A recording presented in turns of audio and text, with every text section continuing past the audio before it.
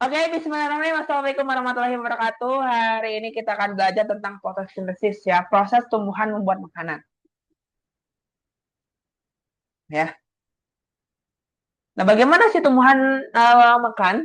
Ya, manusia dan hewan itu makan langsung. Lalu bagaimana dengan tanaman hijau di sudut kelas kita?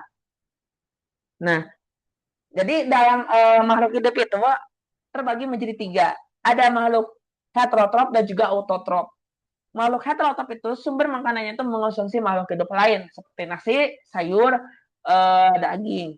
Mekanismenya bagaimana cara mencari makanannya itu dengan cara mencari, mengunyah dan juga mencerna makanan dalam tubuh.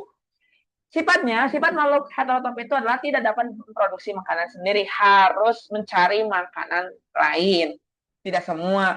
Contohnya adalah manusia dan hewan.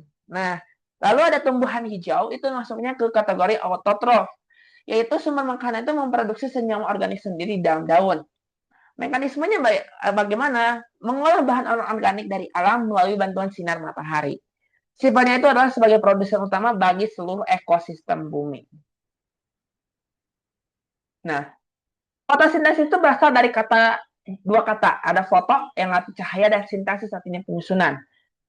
Nah, maka fotosintesis itu adalah proses biokimia di mana tumbuhan hijau memanfaatkan energi cahaya matahari untuk mengubah air dan karbon dioksida menjadi gula atau glukosa serta oksigen. Nah, tiga bahan utama dalam fotosintesis itu ada air atau H2O yang diserap oleh akar tumbuhan dari dalam tanah dan diangkut melalui pembuluh kayu atau silem menuju daun. Yang kedua adalah karbon dioksida atau CO2. Gas yang diambil dari udara bebas melalui pore-pore kecil permukaan daun yang disebut dengan stomata. Ya. Yang ketiga adalah cahaya dan klorofil. Energi matahari ditangkap klorofil atau zat hijau daun yang bertindak sebagai pemutar reaksi. Nah, skema pemenuhan bahan baku ya atau mekanisme penyerapan bahan.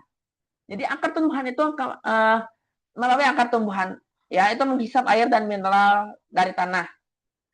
Lalu stomata daun itu berfungsi sebagai penyerapan gas karbon dioksida dan dari udara sekitar. Lalu ada kloropas, itu mengikat energi cahaya matahari memulai proses pengolahan. Nah, faktor efektivitas fotosintesis atau yang disebut dengan faktor uh, yang mempengaruhi terjadinya fotosintesis. Yang pertama, itu adalah intensitas cahaya matahari. Yang kedua adalah ketersediaan air bersih. Yang ketiga konsentrasi udara dan juga kadar klorofil daun.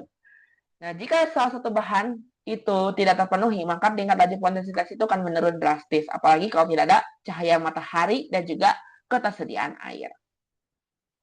Ya.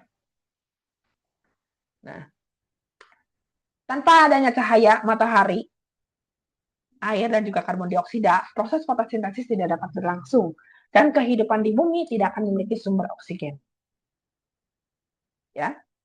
Oke, terima kasih. Assalamualaikum warahmatullahi wabarakatuh.